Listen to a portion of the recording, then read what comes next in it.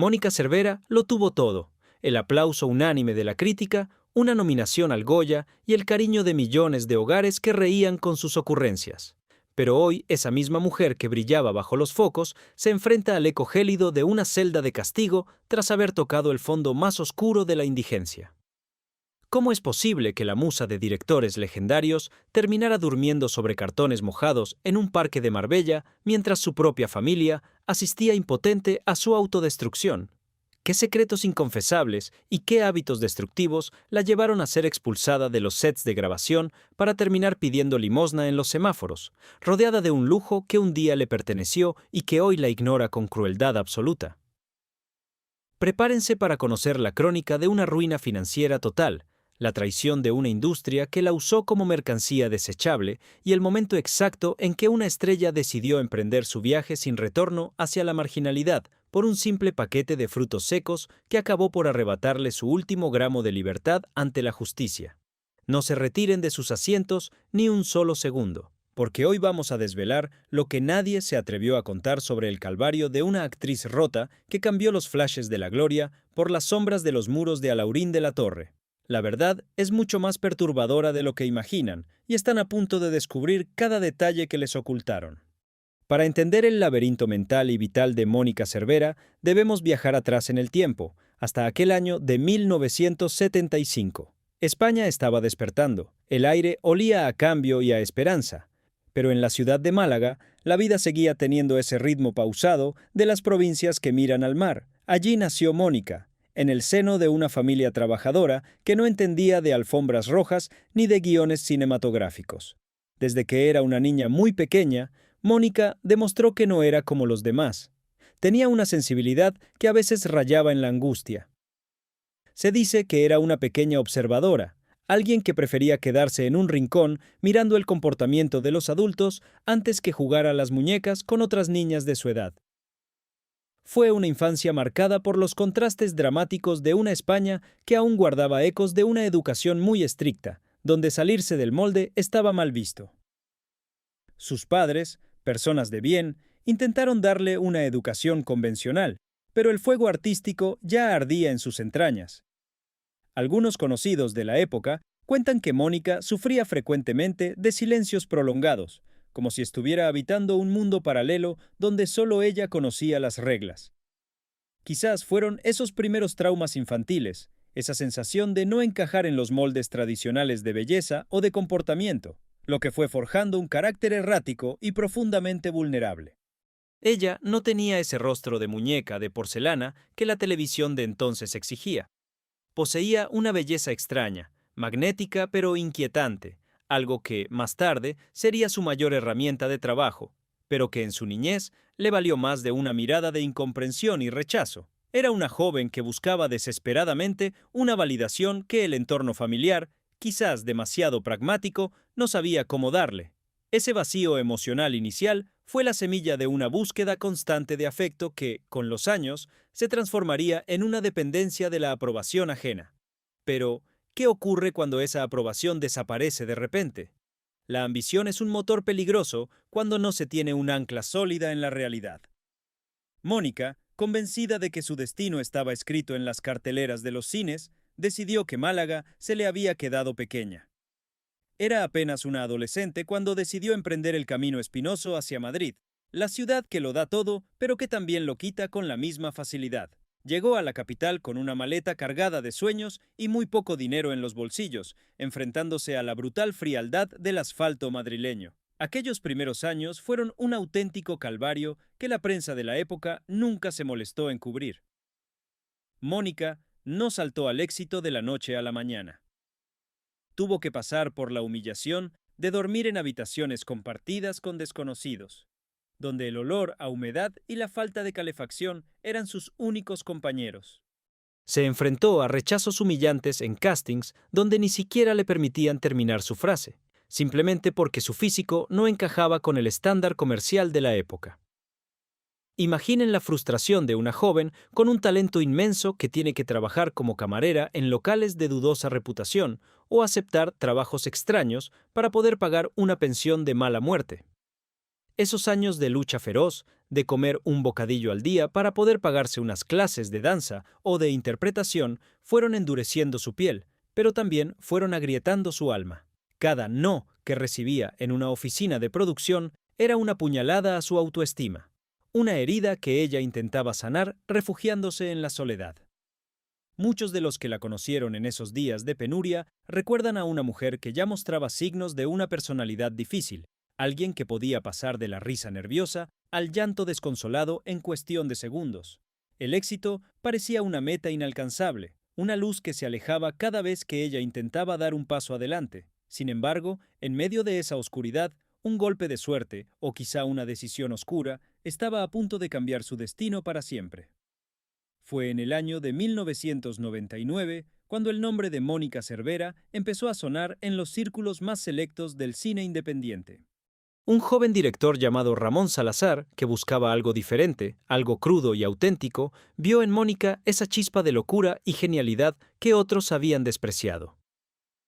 El resultado fue un cortometraje titulado Hongos, una obra pequeña pero poderosa que se convirtió en un fenómeno absoluto en el Festival de Cine de Málaga. Por primera vez en su vida, Mónica escuchó un aplauso atronador dirigido exclusivamente a ella. Aquel premio a la mejor actriz no fue solo un trofeo de metal, fue la validación de todos sus sacrificios, de todas las noches de hambre y de todos los rechazos sufridos en la capital. Pero, amigos míos, el éxito precoz es una trampa mortal para quienes no tienen una estructura emocional fuerte. Mónica se emborrachó de esos primeros aplausos, creyendo erróneamente que a partir de ese momento el camino de espinas se había transformado por arte de magia en una alfombra de terciopelo rojo. Lo que ella no sabía es que la industria del espectáculo es como un amante caprichoso. Hoy te eleva a los altares y mañana se olvida de tu nombre sin darte ninguna explicación. La euforia de Hongos le abrió las puertas de la televisión, pero también la expuso a una presión para la que no estaba preparada. Empezó a sentir que debía mantener un nivel de intensidad constante, que debía ser siempre la actriz excéntrica y brillante que todos esperaban ver. Y fue ahí, en ese preciso momento de máxima exposición, cuando los primeros demonios personales empezaron a rondar su camerino, susurrándole que el éxito era solo una ilusión pasajera que podía desvanecerse en cualquier momento. La televisión masiva tiene el poder de convertirte en parte de la familia de millones de personas en una sola noche. Y eso fue exactamente lo que ocurrió cuando Mónica Cervera se unió al reparto de la serie Manos a la obra en el año 2001.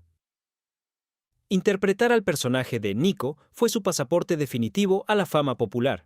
De repente, la mujer que apenas podía pagar su alquiler era reconocida en cada esquina, en cada cafetería y en cada mercado de España. Los espectadores amaban su energía, su forma tan particular de moverse y esa vis cómica que parecía no tener límites. Pero detrás de esa pantalla, la realidad era muy distinta. El impacto del reconocimiento público fue un shock sistémico para Mónica. No poder tomar un café sin ser observada o juzgada empezó a asfixiar su ya de por sí frágil intimidad. La serie era un fenómeno de audiencia, y la exigencia de los rodajes era extenuante. Hablamos de jornadas de más de 12 horas diarias bajo los focos, repitiendo tomas una y otra vez, con la presión constante de los productores para mantener los índices de audiencia en lo más alto. Fue en este periodo donde empezaron a surgir los primeros rumores de pasillo sobre su comportamiento errático detrás de las cámaras. Algunos compañeros de reparto, que hoy prefieren mantener el anonimato, cuentan que Mónica podía encerrarse en su camerino durante horas, negándose a salir a grabar si sentía que la atmósfera no era la adecuada. Se decía que la fama callejera la abrumaba tanto que a veces llegaba al set con los nervios destrozados, buscando refugio en un aislamiento que muchos interpretaron erróneamente como arrogancia. Lo que nadie sospechaba es que Mónica estaba empezando a perder la batalla contra sus propios miedos y que la televisión, lejos de ser su salvación, estaba cavando el foso de su futuro aislamiento.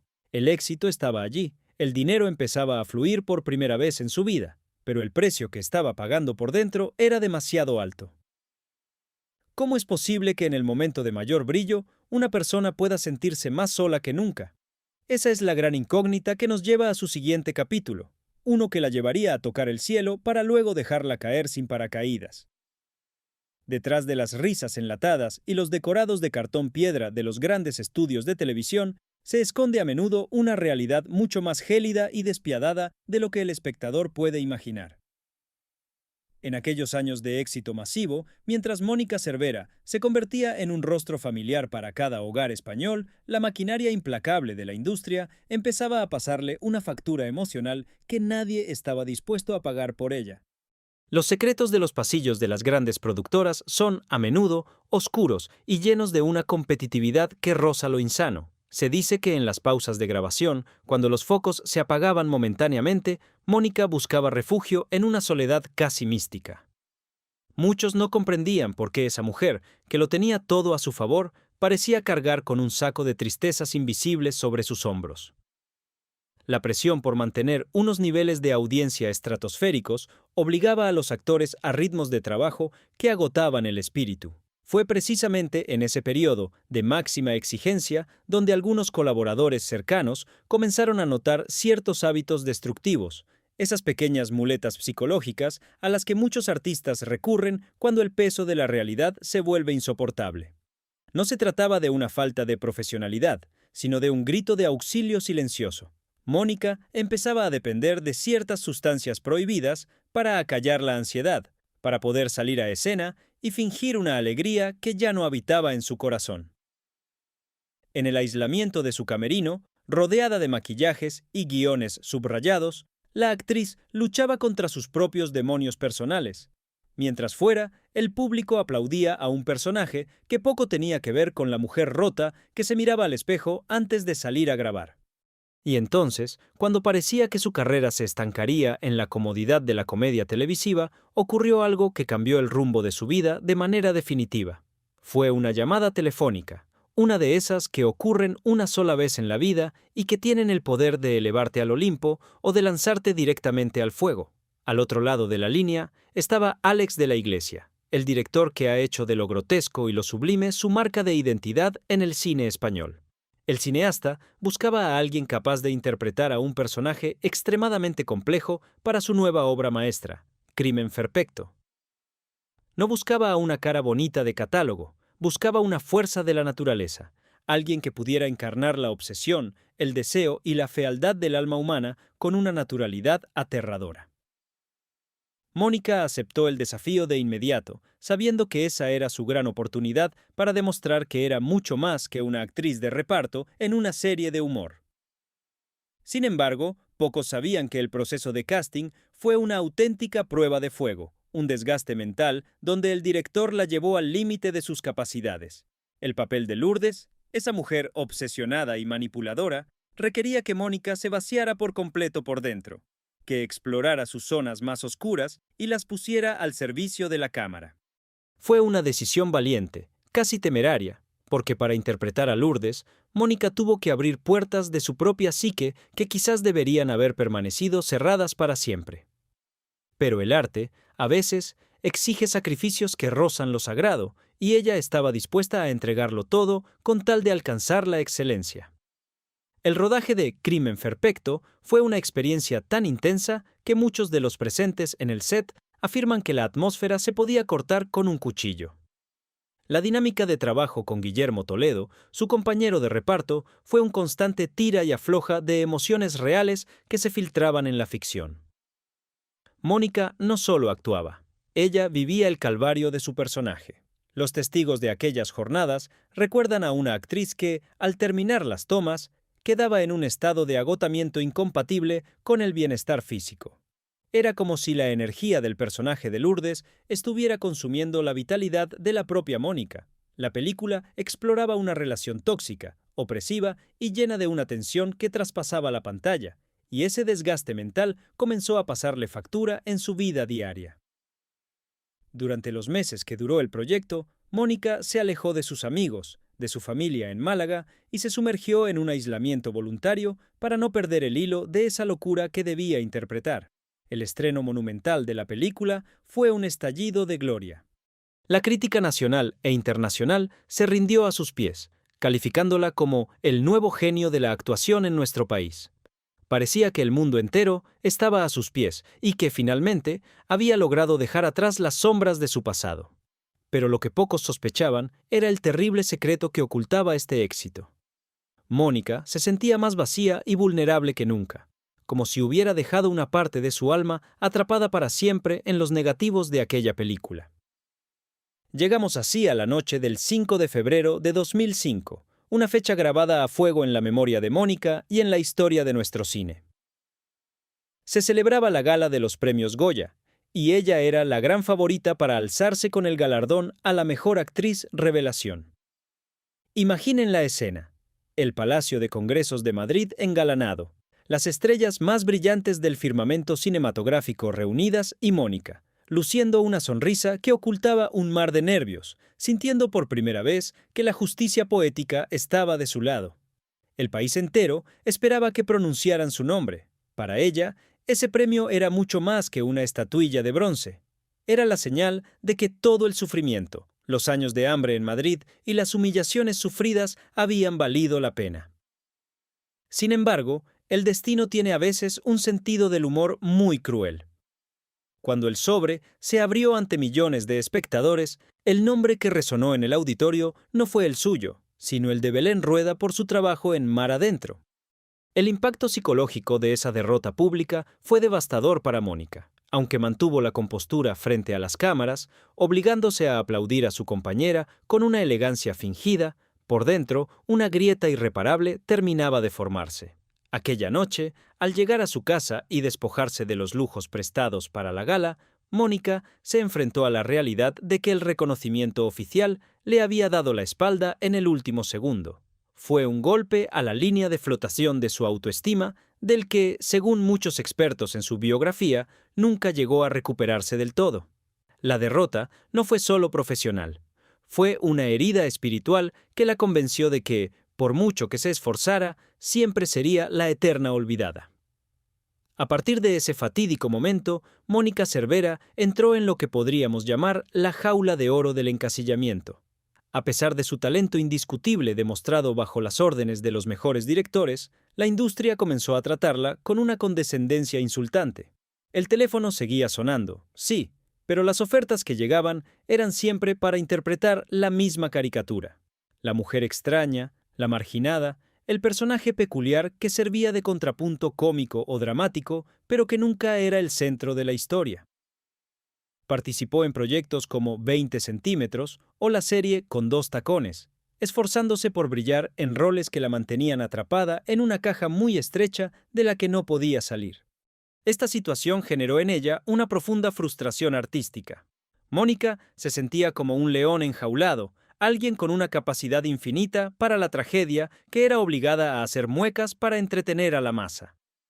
El dinero que había ganado en su época dorada, aquel que parecía infinito, comenzó a escurrirse entre sus dedos debido a una falta de gestión emocional y financiera.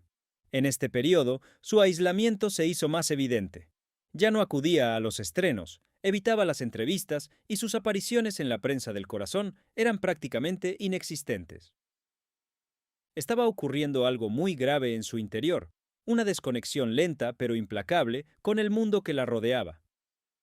Sus amigos más cercanos notaban que sus conversaciones se volvían circulares, llenas de reproches hacia una profesión que consideraba hipócrita y cruel. La sombra de sus demonios personales se hacía cada vez más larga, y el silencio de los teléfonos empezó a ser la banda sonora de su vida. Sin embargo, este era solo el preludio de un descenso mucho más oscuro, un camino que la llevaría a tomar decisiones que nadie en su entorno pudo prever.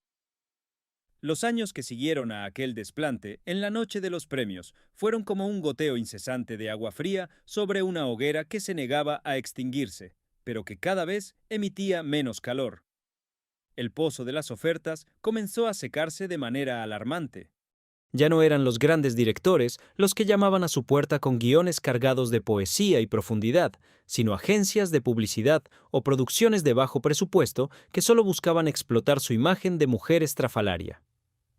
Fue en este periodo, entre los años 2006 y 2012, cuando Mónica Cervera experimentó la amnesia cruel de un mundo, el del espectáculo, que siempre tiene hambre de rostros más frescos y menos problemáticos. Se refugió en el teatro alternativo, en salas pequeñas donde el calor del público es tan cercano que casi puedes sentir su aliento. Participó en obras como 80 metros cuadrados, intentando desesperadamente reencontrarse con la esencia pura de la actuación, lejos de las presiones de los índices de audiencia y las alfombras rojas que tanto daño le habían hecho. Sin embargo, el teatro, aunque alimenta el alma, rara vez llena la cuenta corriente de la misma forma que lo hace la televisión de gran escala. El declive financiero de Mónica comenzó a ser una realidad silenciosa pero implacable.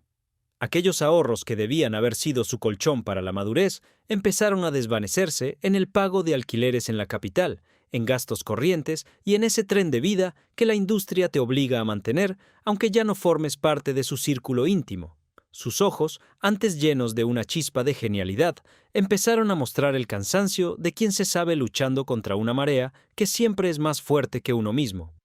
Pero el destino, que siempre guarda una última carta bajo la manga, le ofreció un nuevo destello de luz, aunque éste tuviera un sabor profundamente amargo. Entre los años 2013 y 2016, Mónica regresó a la televisión de máxima audiencia para interpretar a un personaje que muchos de ustedes recordarán perfectamente, Mariajo, la hermana de Amador Rivas en la exitosa serie La que se avecina. A simple vista, para cualquier otro actor, esto habría sido un regalo del cielo, una oportunidad de oro para sanear las cuentas y volver al primer plano de la actualidad. Pero para alguien con la sensibilidad herida de Mónica, fue un golpe directo al ego. Pasar de ser la musa de Alex de la Iglesia, de protagonizar carteleras en los cines de toda España y de estar nominada al Goya, a ser un personaje secundario, casi una caricatura diseñada para la burla fácil en una comedia coral, fue algo que su mente no pudo procesar con facilidad. A pesar de que cumplía con su trabajo y seguía demostrando un talento cómico fuera de serie, la inestabilidad detrás de las cámaras era un secreto a voces entre el equipo técnico. Sus compañeros notaban su aislamiento cada vez más profundo. Mónica ya no participaba en las bromas del set, se mantenía al margen de las cenas de grupo y sus conversaciones eran breves, casi telegráficas. Los rumores de que sus demonios personales, esas dependencias químicas de las que hablamos antes, estaban ganando la batalla, empezaron a circular con más fuerza que nunca. Se decía que llegaba a los rodajes con una mirada ausente, como si su cuerpo estuviera allí, pero su mente habitara en un lugar muy lejano y oscuro al que nadie más tenía acceso. Llegamos así al año 2016, el momento del gran apagón, el punto de quiebre definitivo donde la cuerda terminó por romperse de la manera más trágica e inesperada. Sin previo aviso, sin notas de despedida ni explicaciones a su representante, Mónica Cervera decidió cortar amarras con todo y con todos. Abandonó la serie que le daba de comer, cerró su casa en Madrid y se esfumó de la vida pública como si nunca hubiera existido. Fue un acto de desaparición voluntaria que dejó en shock a la profesión. ¿Fue un acto de rebeldía suprema contra un sistema que consideraba hipócrita y devorador? ¿O fue simplemente el colapso definitivo de una mente exhausta que ya no podía soportar el peso de ser Mónica Cervera? Lo cierto es que, a partir de ese instante, la actriz inició un viaje sin retorno hacia el anonimato total. Borró sus huellas, dejó de responder al teléfono y se sumergió en una sombra que duraría años. Muchos pensaron que se había retirado a vivir una vida tranquila, lejos de los focos, quizá en algún rincón apartado del mundo, buscando la paz que la fama le había robado. Pero la realidad era mucho más cruda y menos poética. Mónica estaba iniciando un descenso a los infiernos de la marginalidad, un camino donde las luces de los sets de grabación serían sustituidas por las farolas mortecinas de las calles nocturnas. El enigma de su regreso a Marbella es uno de los capítulos más difíciles de comprender para quienes la admiraban. Volvió a su tierra natal, a esa ciudad de sol y lujo donde viven sus padres y sus hermanos, pero lo hizo bajo sus propias y extrañas reglas. En lugar de buscar el refugio y el calor del hogar familiar, donde siempre tuvo una habitación esperándola, Mónica tomó la decisión consciente de no cruzar nunca ese umbral. Fue una decisión que rompió el corazón de sus seres queridos. Empezaron a producirse las primeras apariciones espectrales. Los vecinos de Marbella no podían dar crédito a lo que veían sus ojos. ¿No es esa la actriz que salía en el cine? ¿No es esa la mujer que hacía reír a todo el país en la televisión? La veían caminando sin rumbo fijo por el paseo marítimo, con la mirada perdida y una vestimenta que poco a poco se iba deteriorando bajo el implacable sol malagueño. La transición de ciudadana a nómada urbana fue lenta pero constante. Mónica fue abandonando todas las comodidades materiales por una voluntad que parecía dictada por sus heridas invisibles. Se convirtió en una sombra que habitaba las grietas de la ciudad del lujo, una presencia incómoda que recordaba a todos los que pasaban por su lado que la fortuna es una amante voluble y que el abismo siempre está a un solo paso de distancia. Vivir a la intemperie no es una elección fácil, es una lucha de cada segundo contra la degradación física y mental. Imaginen la crudeza de pasar las noches en un banco de parque, donde el frío de la madrugada cala los huesos y la humedad del mar se pega a la piel como una sábana de hielo. Mónica redujo toda su existencia a lo mínimo indispensable: una mochila descolorida por el tiempo y una bolsa de tela donde guardaba los restos de una vida que ya no le pertenecía. Allí, en la soledad de la noche marbellí, la antigua estrella de cine tenía que enfrentarse al miedo constante de ser agredida, a la lluvia que lo empapa todo y a la mirada de desprecio de quienes, a la mañana siguiente, pasaban por su lado para ir a trabajar. Desarrolló un escudo psicológico impresionante para poder sobrevivir.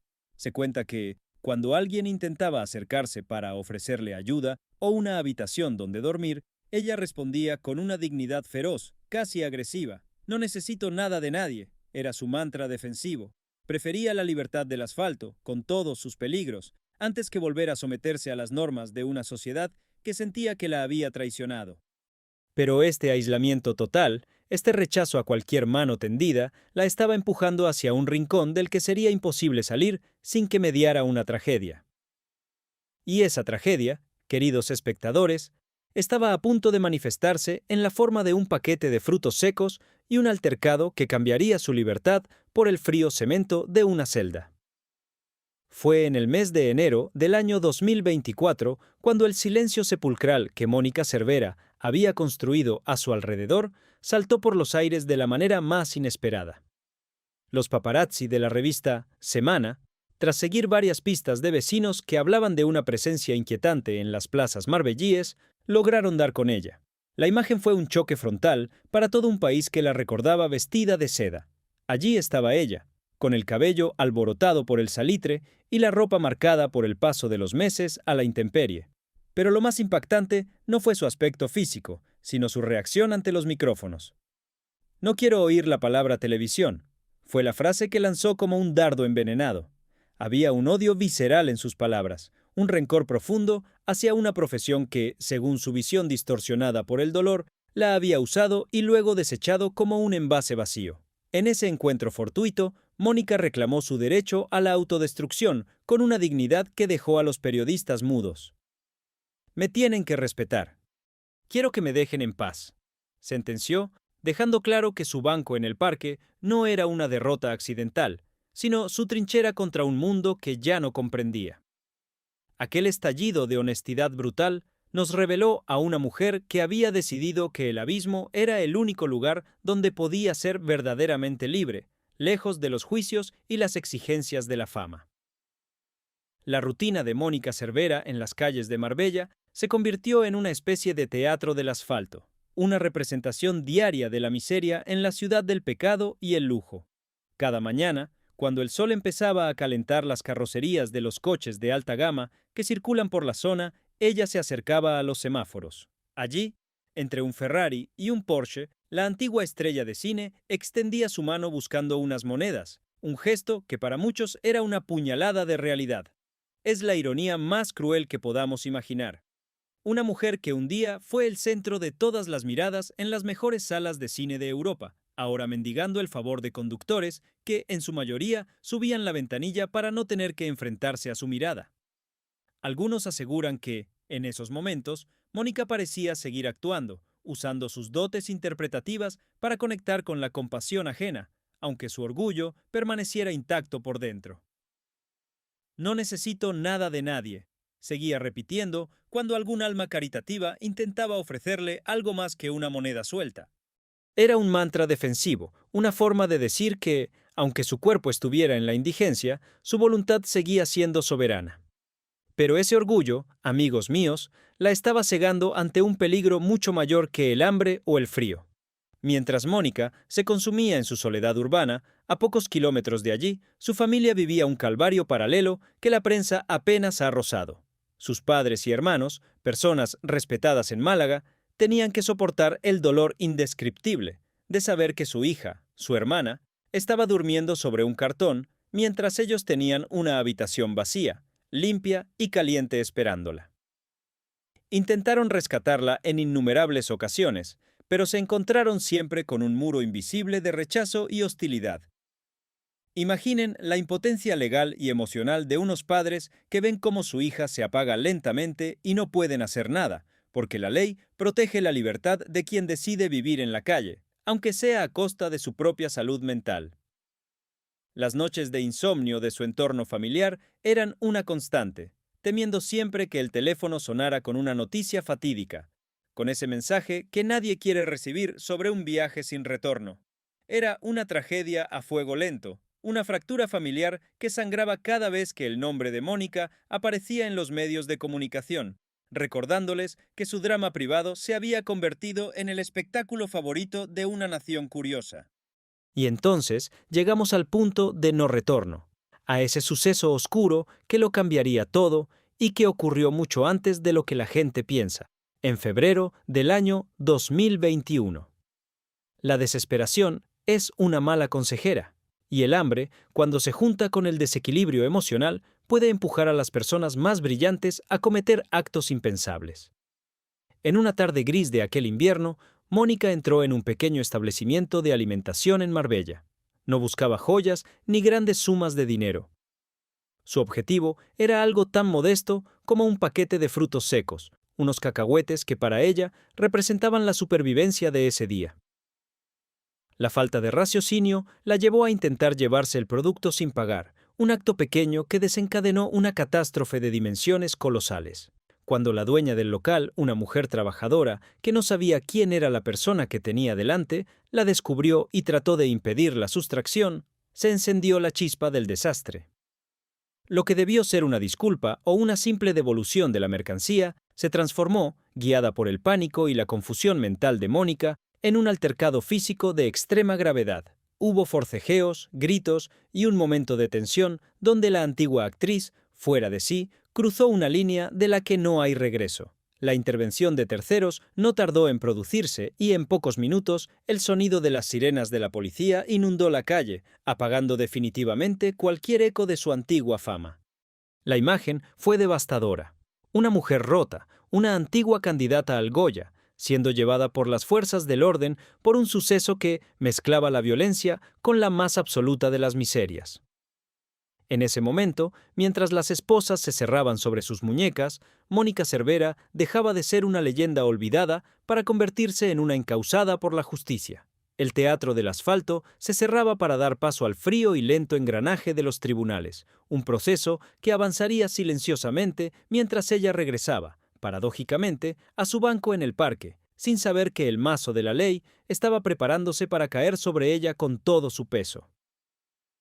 El tiempo, ese juez implacable que no entiende de aplausos ni de alfombras rojas, siguió su curso mientras los expedientes judiciales sobre aquel incidente en el pequeño comercio de Marbella se acumulaban en estanterías polvorientas.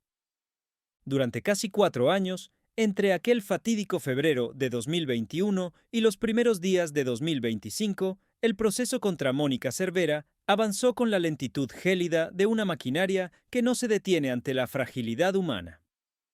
Es estremecedor pensar en la dualidad de su existencia durante ese periodo. Por un lado, los tribunales redactando folios y folios de lenguaje jurídico frío y distante, y por el otro, Mónica, sentada en su banco del parque, viendo pasar los días y las noches bajo el sol inclemente de la Costa del Sol.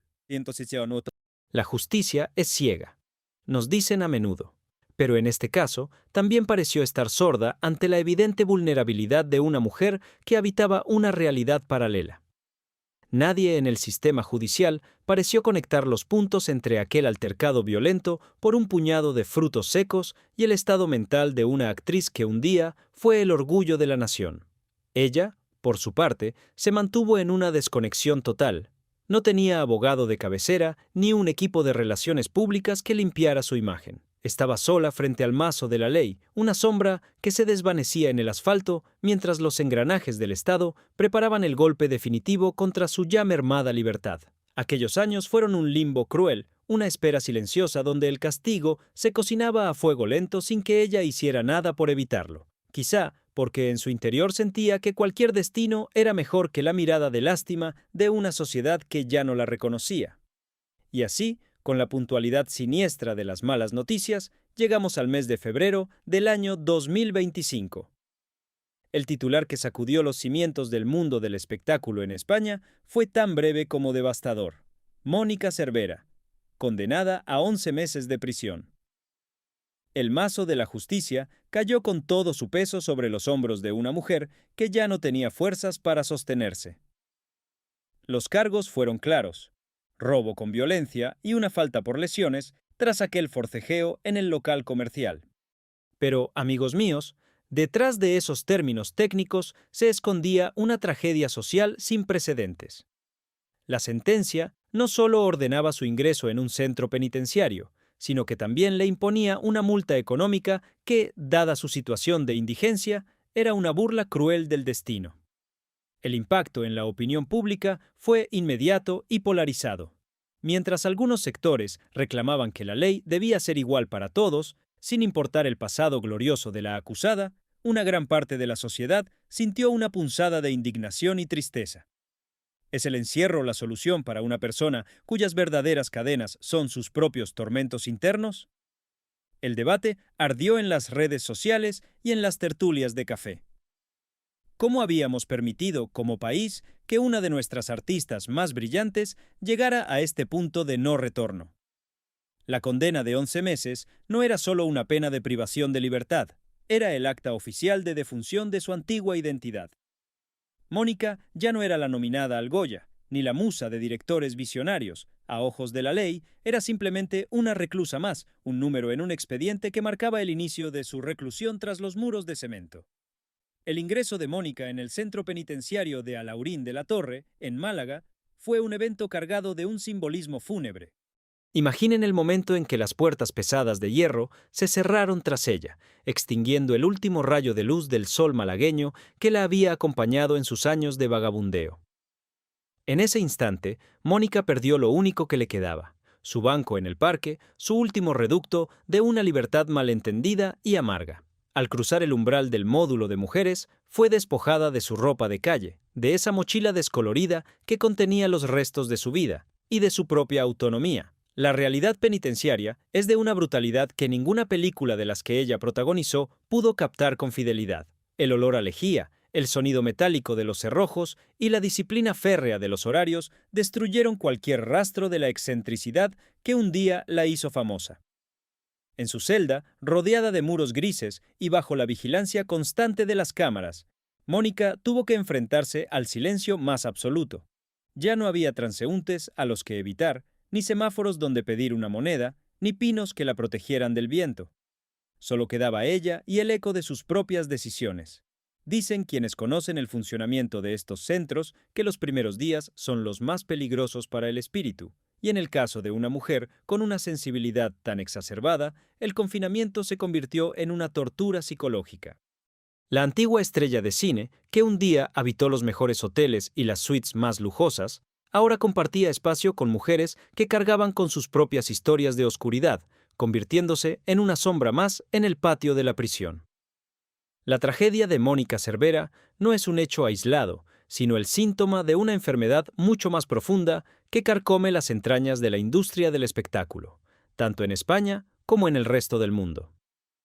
El sistema es una maquinaria devoradora que busca constantemente carne fresca para alimentar sus focos y, una vez que ha extraído todo el brillo, escupe los restos con una indiferencia que hiela la sangre. Lo que le ocurrió a Mónica es el reflejo de una falta total de apoyo institucional para aquellos artistas que, tras tocar el cielo, caen en el vacío de la inestabilidad emocional.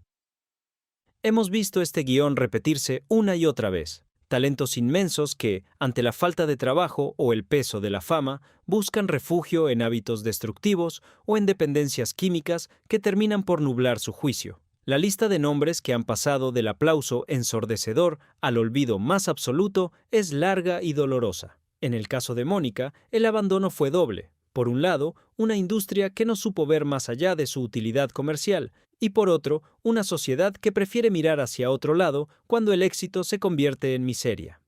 Este suceso oscuro nos obliga a reflexionar sobre la responsabilidad que tenemos como espectadores y como ciudadanos.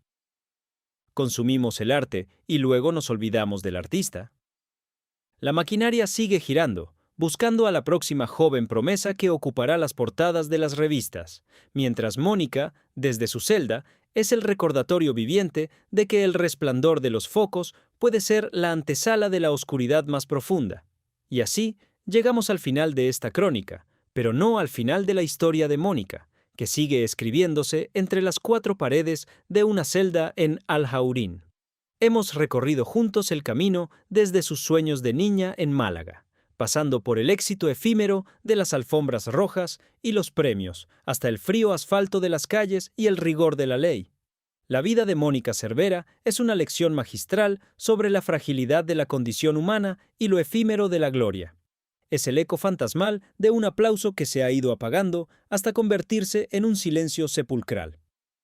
Al apagar las luces de este programa, nos queda una pregunta flotando en el aire, una interrogante que debería incomodarnos a todos. ¿Cuántas Mónicas más están ahora mismo caminando por nuestras calles, invisibles a nuestros ojos, esperando a que el sistema las termine de devorar? La fama es una corona de laureles que a menudo se convierte en una corona de espinas, y el caso de esta actriz es la prueba definitiva de que nadie está a salvo del abismo. Quizá esta noche, cuando cierren los ojos, recuerden la imagen de aquella mujer que un día nos hizo reír y soñar, y piensen en el precio tan alto que algunos pagan por habernos entregado su alma en una pantalla. Porque, amigos míos, el verdadero misterio no es cómo cayó Mónica Cervera, sino por qué nadie estuvo allí para sostenerla antes de que tocara fondo. Pero tengan cuidado, porque mañana, en este mismo lugar, revelaremos un nuevo secreto sobre otra figura que todos ustedes creen conocer, pero que esconde una sombra mucho más aterradora de la que pueden imaginar. ¿Están preparados para descubrir quién es el próximo en caer del pedestal?